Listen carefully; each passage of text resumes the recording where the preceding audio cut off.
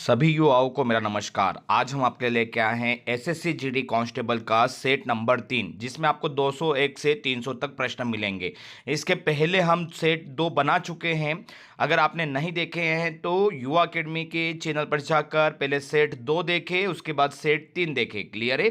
तो हम SSC GD constable के 2000 प्रश्नों की एक महत्वपूर्ण युवा सीरीज चला रहे हैं। क्लियर है? जो मोस्ट आईएमपी क्वेश्चन रहेंगे एसएससी जीडी कांस्टेबल के लिए। तो चलो शुरू करते हैं एसएससी जीडी कांस्टेबल का सेट नंबर 3। क्लियर है? जिसमें आपको मिलेंगे 100 क्वेश्चन। सबसे पहले क्वेश्चन की बात करते हैं, लोनार झील किस राज्य में स्थित है? तो लोनार झील महाराष्ट्र में स्थित है। क्लियर है? कहां पर है लोनार झील? महाराष्ट्र में स्थित है। मीठे पानी की सबसे बड़ी झील कौन सी होती है? अगर आपसे पूछा जाए कि मीठे पानी की सबसे बड़ी झील कौन सी है तो वूलर झील है। क्लियर है? कौन सी झील है? वूलर झील है। अगर आपसे पूछा जाए कि खारे पानी की सबसे बड़ी झील कौन सी है तो सांभर झील है। अगर आपसे पूछे ये सांभर झील कहां पर है तो सांभर झील राजस्थान में है। और मीठे पानी की सबसे बड़ी झील कहां पर है तो ये जम्मू कश्मीर में है। क्लियर है? तो मीठे पानी की सबसे बड़ी झील भारत की वूलर झील है और खारे पानी की सबसे बड़ी झील सांभर झील है। क्लियर है? नेक्स्ट क्वेश्चन है, खारे पानी की सबसे बड़ी झील, ये तो हो चुका है। संविधान के किस अनुच्छेद में धन विधेयक की परिभाषा दी गई है? तो संविधान के अनुच्छेद 110 में धन विधेयक की परिभाषा दी गई है। मूल कर्तव्य का उल्लेख संविधान के किस भाग में है? तो भाग 4 के क में है। क्लियर है? भाग 4 के क में। हमारे मूल कर्तव्य कितने हैं? तो हमारे मूल कर्तव्य 11 है। क्लियर है? और उसका उल्लेख संविधान के भाग नंबर 4 के क में है। भारत के नागरिकों को कितनी प्रकार की नागरिकता प्राप्त है? तो भारत के नागरिकों को एक प्रकार की ही नागरिकता प्राप्त है जो अनुच्छेद 5 से लेकर 11 तक में दी गई है। अगर आपसे पूछ जाए किस अनुच्छेद में नागरिकता का उल्लेख है तो अनुच्छेद 5 से लेकर 11 तक। क्लियर है? नेक्स्ट है, देश का सर्वोच्च विधि अधिकारी कौन होता है? तो देश का सर्वोच्च विधि अधिकारी महान्यायवादी होता है। क्लियर है? महान्यायवादी होता है। नियंत्रक एवं महालेखा परीक्षक का कार्यकाल कितना होता है? तो नियंत्रक और महालेखा परीक्षक का कार्यकाल 6 वर्ष का होता है। क्लियर है? कितने वर्ष का? 6 वर्ष का होता है। नेक्स्ट है, किस अधिनियम के अंतर्गत सर्वोच्च न्यायालय की स्थापना हुई थी? तो हमारे देश में सर्वोच्च न्यायालय की स्थापना किस अधिनियम के अंतर्गत हुई थी? तो वह था रेगुलेटिंग एक्ट। और यह रेगुलेटिंग एक्ट 1773 ईस्वी में आया था, जिससे हमारे यहाँ पे सर्वोच्च न्यायालय की स्थापना हुई थी। क्लियर है? नेक्स्ट है, पदार्थ की वह भौतिक अवस्था जिसका आकार एवं आयतन दोनों अनिश्चित हो।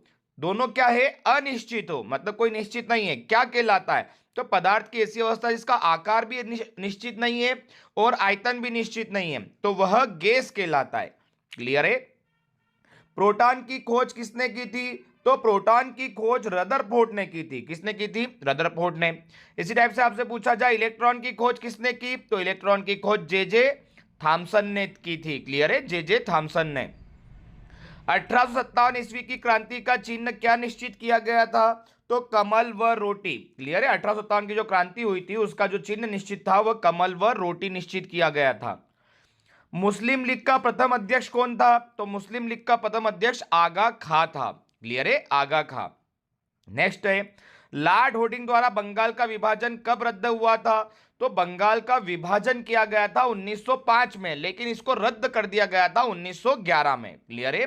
तो कभी आपसे पूछे बंगाल का विभाजन कब किया गया तो 1905 में विभाजन किया गया था और 1911 में इसे रद्द कर दिया गया। भारत के कुल कितने पड़ोसी देश है? तो भारत के कुल पड़ोसी देशों की संख्या 9 है, जिसमें हम स्थल वाले भी लेके आ गए हैं और जल वाले भी लेके आ गए हैं। इसकी एक ट्रिक बनती है, भारत के कुल पड़ोसी देशों की 55 और MBA। एक बांग्लादेश, एक चीन, एक पाकिस्तान, एक नेपाल, एक म्यांमार, एक भूटान और एक अफगानिस्तान। ये 7 तो स्थल वाले हो गए। एक और जल से 2 जुड़ते हैं। जल से कौन से 2 जुड़ते हैं?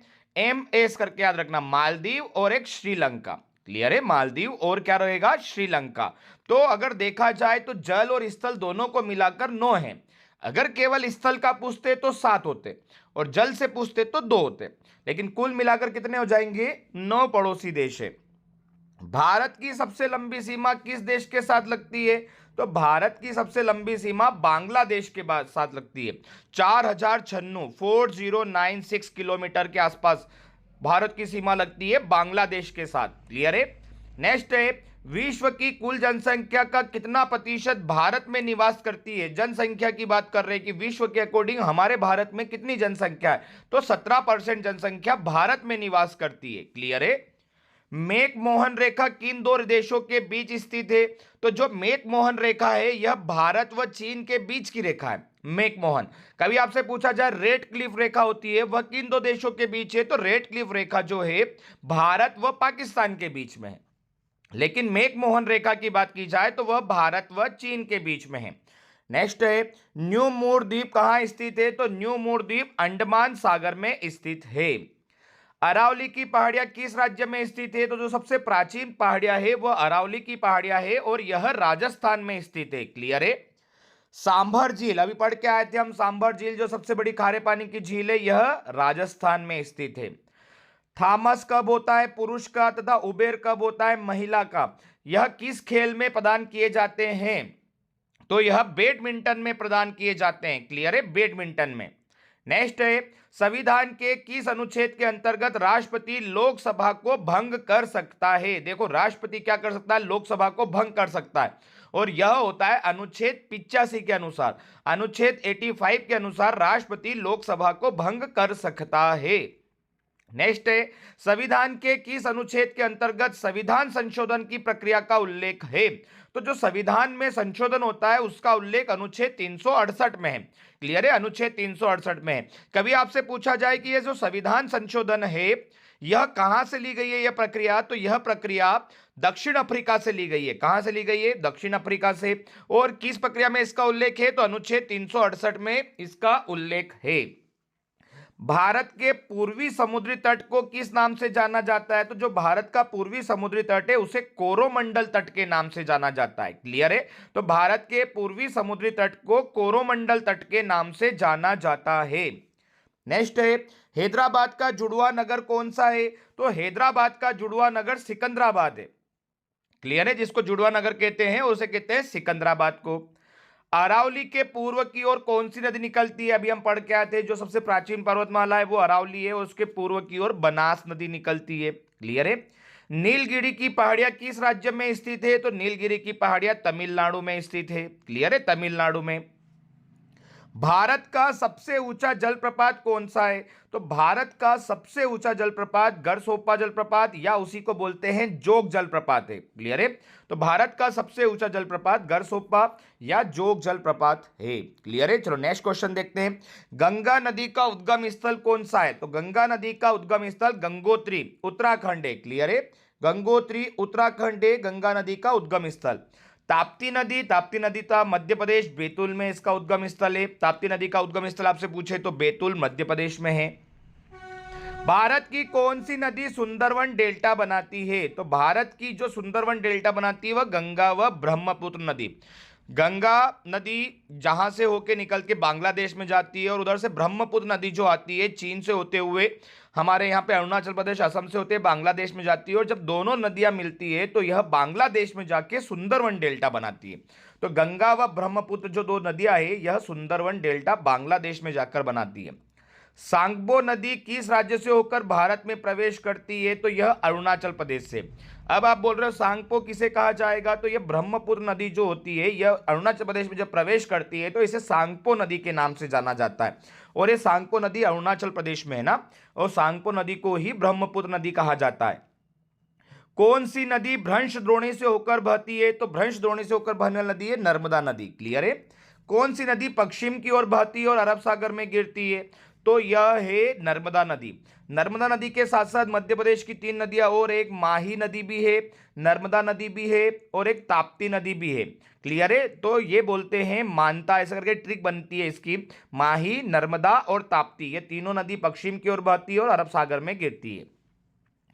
कौन सी नदी कपिलधारा जलप्रपात का निर्माण करती है? तो कपिलधारा जलप्रपात कौन बनाती है? नर्मदा नदी बनाती है। नर्मदा नदी इसके साथ साथ धुआंधार जलप्रपात भी बनाती है, सहस्रधारा जलप्रपात भी बनाती है, मधार व दर्दी जलप्रपात भी बनाती है। क्लियर है। और कपिलधारा जलप्रपात का भी निर्माण नर्मदा नदी ही करती है। कौन सी नदी विश्व का सबसे बड़ा नदी द्वीप माजुली द्वीप बनाती है? तो ये असम के अंदर जब आती है तो माजुली द्वीप का निर्माण करती है ब्रह्मपुत्र नदी, और जो सबसे बड़ा विश्व का सबसे बड़ा नदी के ऊपर बना हुआ द्वीप है। क्लियर है?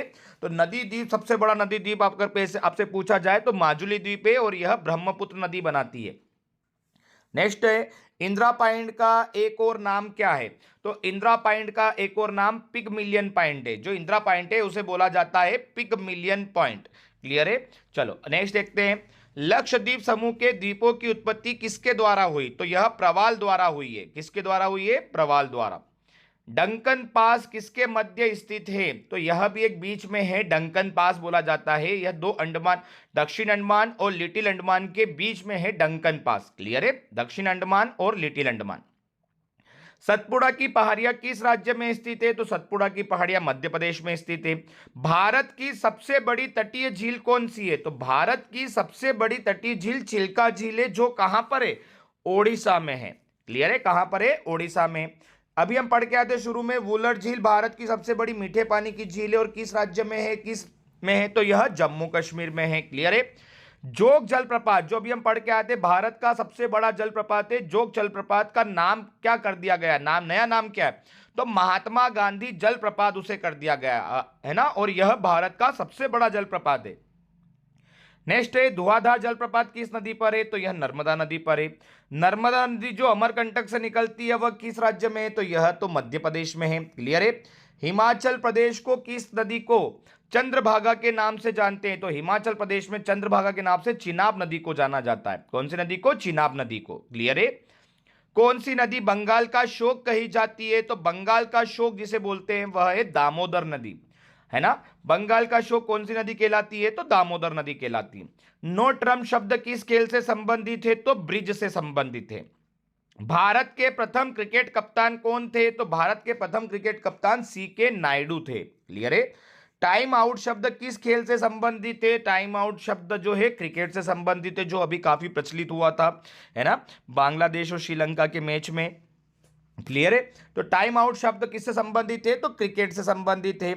एशियाई खेल, जो एशियाई खेल होते हैं वह सर्वप्रथम कब और कहां आयोजित हुए थे? तो सर्वप्रथम 1951 में नई दिल्ली में आयोजित हुए थे। क्लियर है? तो एशियाई खेल सर्वप्रथम 1951 में नई दिल्ली में आयोजित हुए थे। मर्डेका कप किस खेल से संबंधित है? तो मर्डेका कप फुटबॉल से संबंधित है। क्लियर है? नेक्स्ट है, भारतीय संविधान की संशोधन प्रक्रिया किस देश के संविधान से ली गई है? तो अभी हम पढ़ के आए कि जो संविधान संशोधन प्रक्रिया है वो अनुच्छेद 368 में है, और ये किस देश से ली गई है? तो यह दक्षिण अफ्रीका से ली गई है। भारतीय संविधान में 9वीं अनुसूची परिवर्तित हुई। तो जो भारत का संविधान था उसमें सर्वप्रथम जब संविधान बना था तो केवल 8 अनुसूची थी। 8 के बाद में फिर 4 अनुसूची जोड़ी गई। तो अगर आपसे पूछा जाए कि अनुसूचियां कितनी है, तो 12 अनुसूचियां है। तो 8 के बाद जो पहली अनुसूची जोड़ी गई थी वह थी 9वीं अनुसूची। तो यह प्रथम संशोधन के द्वारा जोड़ी गई थी। क्लियर है? प्रथम संविधान संशोधन के द्वारा 9वीं अनुसूची जोड़ी गई थी। मौलिक अधिकारों को जारी करने के लिए रीट कहां जारी की जाती है? तो जो हम पढ़ के आए थे कि हमारे मौलिक अधिकार 6 हैं, जो और 6 लास्ट वाला जो अधिकार है वह है संवैधानिक उपचारों का अधिकार, और उस संवैधानिक उपचारों को डॉक्टर भीमराव अंबेडकर ने संविधान की आत्मा कहा है। क्लियर है? तो वहां पर रीट जारी होती है, और वहां 5 प्रकार की रीट जारी होती है, और वह रीट जारी करने का अधिकार उच्चतम न्यायालय को है। क्लियर है? नेक्स्ट है, संपत्ति के मौलिक अधिकार को किस संशोधन द्वारा समाप्त किया गया? तो ये मौलिक अधिकार जो पहले 7 थे उसको एक को हटा दिया गया है, वह है संपत्ति का अधिकार, और इसको 44वें संविधान संशोधन के द्वारा इसे हटा दिया गया था। क्लियर है? नेक्स्ट है, संविधान के किस अनुच्छेद में मंत्रिमंडल शब्द का प्रयोग संविधान में एक बार हुआ है? तो अनुच्छेद 352 में। देखिए, पूरे संविधान में मंत्रिमंडल का उल्लेख केवल एक बार हुआ है, और वह हुआ है अनुच्छेद 352 में। क्लियर रहेगा? नेक्स्ट, संविधान लागू होने के समय समवर्ती सूची में कितने विषय थे? तो समवर्ती सूची, तो अगर आपसे पूछा जाए सूची होती कितनी है, देखो अनुसूची एक अलग होता है, सूची अलग होता है। अनुसूची तो 12 होती है, लेकिन सूची होती है 3, एक केंद्र सूची, एक राज्य सूची, एक समवर्ती सूची। और समवर्ती सूची में केंद्र और राज्य दोनों अपने अपने विषय बना सकते हैं, अपने अपने नियम इस समवर्ती सूची से ये लोग बना सकते हैं। तो समवर्ती सूची जब लागू हुई थी इसमें 47 विषय थे। क्लियर है? तो कभी आपसे पूछे सूची कितनी है, तो 3 है, केंद्र सूची, राज्य सूची और समवर्ती सूची। अगर कभी पूछा जाए समवर्ती सूची का प्रावधान हमने कहां से और किस देश से लिया, तो हमने यह ऑस्ट्रेलिया से लिया है। क्लियर है, कहां से लिया? ऑस्ट्रेलिया से लिया है। नेक्स्ट क्वेश्चन, भाषाई आधार पर राज्यों का पुनर्गठन किस वर्ष किया गया? तो भाषा के आधार पर राज्यों का पुनर्गठन 1956 ईस्वी में किया गया। कभी आपसे पूछा जाए भाषा के आधार पर सर्वप्रथम राज्य कौन सा बना था, तो वह आंध्र प्रदेश बना था। क्लियर है, आंध्र प्रदेश बना था।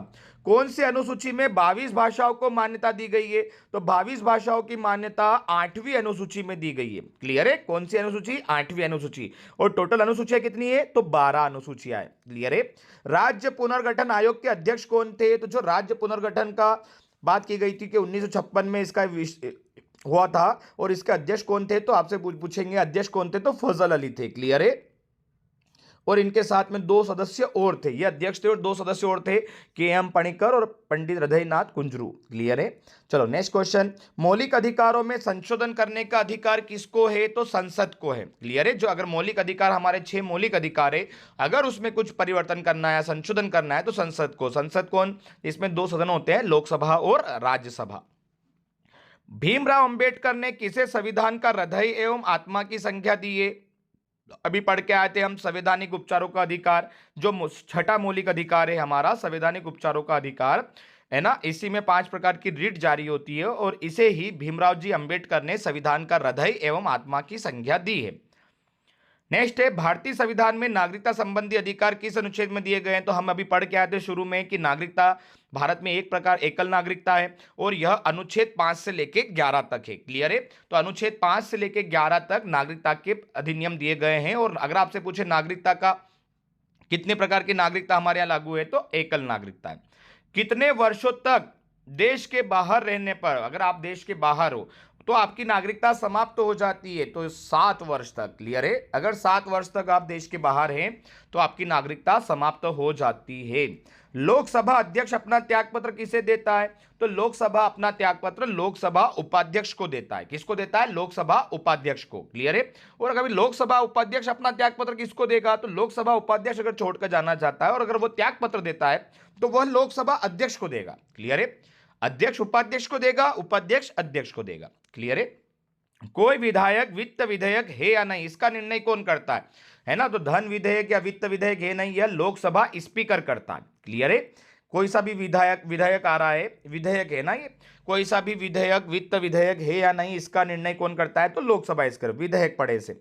भारत की प्रथम महिला लोकसभा अध्यक्ष कौन थी? तो भारत की सर्वप्रथम महिला और लोकसभा अध्यक्ष मीरा कुमारी थी ना।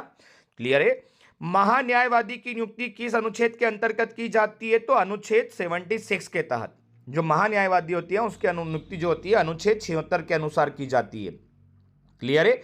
नेक्स्ट क्वेश्चन है, नियंत्रक एवं महालेखा परीक्षक की नियुक्ति कौन करता है? तो नियंत्रक एवं महालेखा परीक्षक की नियुक्ति राष्ट्रपति द्वारा की जाती है। किसके द्वारा की जाती है? राष्ट्रपति के द्वारा की जाती है। देखो, आपको वीडियो अच्छा लगे तो वीडियो को लाइक जरूर करें, और आप यह क्वेश्चन सभी इंपॉर्टेंट क्वेश्चन है एसएससी जीडी कांस्टेबल के लिए। क्लियर है। एसएससी जीडी कांस्टेबल की अगर तैयारी कर रहे हैं या इसके अतिरिक्त तो अन्य कोई एग्जाम की आप तैयारी कर रहे हैं, तो यह आपके क्वेश्चन आपके लिए मोस्ट इंपॉर्टेंट रहेंगे, तो आप इन्हें नोट जरूर करते चले। हम आपके लिए 2000 महत्वपूर्ण क्वेश्चनों की एक सीरीज लेके चल रहे हैं। क्लियर है। चलो नेक्स्ट क्वेश्चन, निर्वाचन आयोग का गठन कौन करता है? तो निर्वाचन आयोग का गठन राष्ट्रपति करता है। क्लियर है। नेक्स्ट है, परिसीमन आयोग का अध्यक्ष कौन होता है? तो परिसीमन आयोग का अध्यक्ष मुख्य निर्वाचन आयुक्त होता है। मुख्य निर्वाचन आयुक्त। संविधान का संरक्षक व व्याख्याकार कौन होता है? तो संविधान का अगर संरक्षक की बात की जाए तो वह सर्वोच्च न्यायालय होता है। भारत के किस न्यायालय में न्यायाधीशों की संख्या सबसे अधिक है? तो वह है इलाहाबाद उच्च न्यायालय में। क्लियर है। इलाहाबाद उच्च न्यायालय में। सूर्य से आने वाली पराबैंगनी किरणों को अवशोषित करने वाली गैस कौन सी है? तो वह है ओजोन गैस। एक ओजोन परत बनी हुई है जो पराबैंगनी किरणों को क्या करती है? सूर्य से आने वाली पराबैंगनी किरणों को अवशोषित कर लेती है। नेक्स्ट है, किसका वाष्प दाब सबसे कम तथा गलनांक सर्वाधिक होता है? तो यह होता है टंगस्टन का। क्लियर है। जिसका वाष्प दाब सबसे कम और गलनांक सर्वाधिक होता है। नेक्स्ट है, पदार्थ की वह भौतिक अवस्था जिसका आकार व आयतन दोनों निश्चित हो। इसके पहले हम पढ़ के आए आकार व आयतन दोनों अनिश्चित हो। अभी स्टार्टिंग में हम पढ़ के आए थे तो वहां पर गैस की बात की जा रही थी, दोनों अनिश्चित था, लेकिन यहां क्या करें, आकार व आयतन दोनों निश्चित हो क्या कहलाती है? तो वह ठोस, जिसको बोलते हैं सॉलिड कहते हैं। आकार भी निश्चित है, आयतन भी निश्चित है। और अगर आपसे पूछते हैं आकार व आयतन दोनों अनिश्चित है तो वह होता गैस। नेक्स्ट देखो, फिर से आ रहा है, पदार्थ की वह भौतिक अवस्था जिसका आकार अनिश्चित है लेकिन आयतन निश्चित है, तो क्या कहलाती है? आकार अनिश्चित है, आयतन निश्चित है, यह द्रव, द्रव बोलते हैं लिक्विड कहलाती है। क्लियर है? तो तीनों की डेफिनेशन बन गई, गैस, ठोस और द्रव, तीनों की बन गई है। अगर दोनों अनिश्चित है तो गैस है, दोनों निश्चित है तो ठोस है, और बोल दे आकार अनिश्चित है, आयतन निश्चित है, तो आपका बन जाएगा ये द्रव, लिक्विड बन जाएगा। चलो नेक्स्ट, किसी तत्व का परमाणु क्रमांक किसके बराबर होता है? तो परमाणु क्रमांक हमेशा इलेक्ट्रॉन और प्रोटॉन के बराबर होता है। तो किसी भी तत्व का परमाणु क्रमांक आपसे पूछे तो इलेक्ट्रॉन और प्रोटॉन के बराबर होता है। अवोगेड्रो संख्या, ये मोस्ट टाइम भी क्वेश्चन है, हर किसी एग्जाम में पूछते हैं, इसका बस आपको मान याद रखना है। अवोगेड्रो संख्या का आंकिक मान क्या है? तो 6.023 इंटू 1023। क्लियर है? 92 यूरेनियम 235 में प्रोटॉन की संख्या क्या होगी? तो आप हमने पढ़ के आए थे, तो परमाणु क्रमांक और इलेक्ट्रॉन और प्रोटॉन बराबर होते हैं, तो आगे जो लिखा है 92 यही होता है प्रोटॉनों की संख्या। आगे जो भी वैल्यू लिखी रहे वही उनके प्रोटॉन और इलेक्ट्रॉनों की संख्या होती है। क्लियर है? परम शून्य ताप कितना होता है? तो 273 डिग्री सेल्सियस। क्लियर है? कितना होता है परम शून्य ताप में अगर आपसे पूछा जाए तो 273 डिग्री सेल्सियस।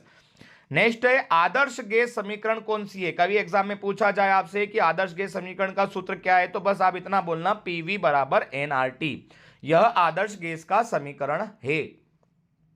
नेक्स्ट है, भारतीय राष्ट्रीय कांग्रेस का प्रथम मुस्लिम प्रेसिडेंट कौन था? तो राष्ट्रीय कांग्रेस का प्रथम मुस्लिम प्रेसिडेंट बदरुद्दीन तैयब जी थे। क्लियर है? बदरुद्दीन तैयब जी, मोस्ट टाइम पे क्वेश्चन है ये भी, कांग्रेस का प्रथम मुस्लिम प्रेसिडेंट। गदर पार्टी के संस्थापक कौन थे? तो गदर पार्टी के संस्थापक लाला हरदयाल थे। क्लियर है? गदर पार्टी के संस्थापक लाला हरदयाल थे। मार्ले मिंटो रिफॉर्म्स किस वर्ष हुआ? तो ये मार्ले मिंटो अधिनियम की बात कर रहे हैं, किस वर्ष हुआ था? तो 1909 ईस्वी में हुआ था मार्ले मिंटो अधिनियम। क्लियर है? महात्मा गांधी को सर्वप्रथम राष्ट्रपिता किसने कहा था? तो महात्मा गांधी को सर्वप्रथम राष्ट्रपिता सुभाष चंद्र बोस ने कहा था। क्लियर है? किसने कहा था? सुभाष चंद्र बोस ने। नेक्स्ट है, भारतीय सिविल सेवा में चुने जाने वाला पहला भारतीय कौन था? तो भारतीय सिविल सेवा में चुने जाने वाला पहला भारतीय था सत्येंद्र नाथ टैगोर। क्लियर है? ध्यान रखना, सिविल सेवा में चुना जाने वाला पहला भारतीय था सत्येंद्र नाथ जी टैगोर। नेक्स्ट है, बाल गंगाधर द्वारा आरंभ की गई पत्रिका कौन सी थी? तो वह थी केसरी। क्लियर है? बाल गंगाधर द्वारा शुरू की गई पत्रिका का नाम था केसरी। नेक्स्ट क्वेश्चन है, सैंडर्स की हत्या किसने की थी? तो सैंडर्स की हत्या भगत सिंह जी ने की थी, भगत सिंह ने। क्लियर है? काकोरी ट्रेन डकैती के नायक कौन थे? काकोरी ट्रेन कांड हुआ था जिसको डकैती बोला जाता है, काकोरी ट्रेन डकैती के नायक थे राम प्रसाद बिस्मिल। क्लियर है? तो सैंडर्स की हत्या भगत सिंह जी ने की थी और काकोरी ट्रेन डकैती के नायक थे राम प्रसाद बिस्मिल। गांधी जी किस गोलमेज सम्मेलन में भाग लेने के लिए लंदन गए थे? तो ध्यान रखना, गोलमेज सम्मेलन टोटल 3 हुए थे, 1930, 1931 और 1932 में 3 गोलमेज सम्मेलन हुए थे। लेकिन गांधी जी किस गोलमेज सम्मेलन में गए थे? तो गांधी जी जो गए थे वो द्वितीय गोलमेज सम्मेलन में भाग लेने के लिए गए थे। क्लियर है? कभी आपसे पूछे गोलमेज सम्मेलन कितने होते हैं, तो 3 गोलमेज सम्मेलन है, और इनके सन पूछे तो 1930, 1931, 1932 रहेगा। क्लियर है? तमिलनाडु के त्योहारों में से कौन सा भगवान मुरुगन को समर्पित है? तो तमिलनाडु का प्रसिद्ध है भगवान मुरुगन को समर्पित एक त्योहार है जिसे बोलते हैं थाईपुसम। क्लियर है? Thaipusam most important question, Tamil Nadu का त्योहार है ये प्रसिद्ध। पाथवे टू गॉड नामक पुस्तक के लेखक कौन है? तो पाथवे टू गॉड नामक पुस्तक के लेखक महात्मा गांधी है। क्लियर है? महात्मा गांधी है। नेक्स्ट क्वेश्चन है, काजू उगाने के लिए किस प्रकार की मृदा सबसे उपयुक्त होती है? तो लाल लेटेराइट मृदा। काजू उगाने के लिए किस प्रकार की मृदा सबसे उपयुक्त होती है? तो लाल लेटेराइट मृदा। कौन सा शहर सरयू नदी के तट पर स्थित है? तो सरयू नदी के तट पर स्थित है अयोध्या नगरी। क्लियर है? तो अयोध्या नगरी जो है वह सरयू नदी के तट पर स्थित है। क्लियर है? किस भारतीय राज्य में प्रसिद्ध पर्यटन स्थल पंबन द्वीप स्थित है? तो पंबन द्वीप जो बोलते हैं यह तमिलनाडु में है। क्लियर है? कहां पर है? तमिलनाडु में। सरिस्का बांध अभ्यारण्य कहां पर स्थित है? तो सरिस्का बांध अभ्यारण्य जो है यह राजस्थान में स्थित है। क्लियर है? तो आई होप आपको वीडियो अच्छा लगा होगा। वीडियो को लाइक और सब्सक्राइब जरूर करें।